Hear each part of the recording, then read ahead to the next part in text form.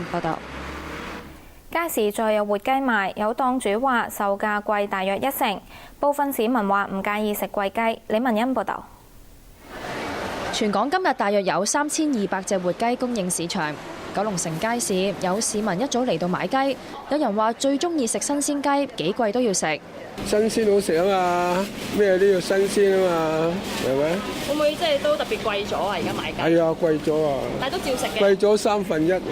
OK 啦，我又唔覺得貴咯，都唔使200蚊隻，因為試過300蚊隻啦，有一年都係咁食啦。即係寧願貴啲都要食。係啊係啊係啊！點解唔買冰鮮雞要揀活雞？有雪味啊嘛，翻去洗嘅感覺都唔同啦。有檔主話：第一日復市只係拎得60幾隻，比停售之前少咗一半。本地品牌雞例如嘉美雞，批發價介乎每斤30蚊至43蚊，零售價每斤大約70蚊至72蚊，比停售之前貴咗1成，主要因為運輸成本增加。亦有檔主預計生意唔錯，有熟客早就預訂幾隻。多咗啲，佢知道你有活雞賣咯，好開心咯，嗱聲走嚟買。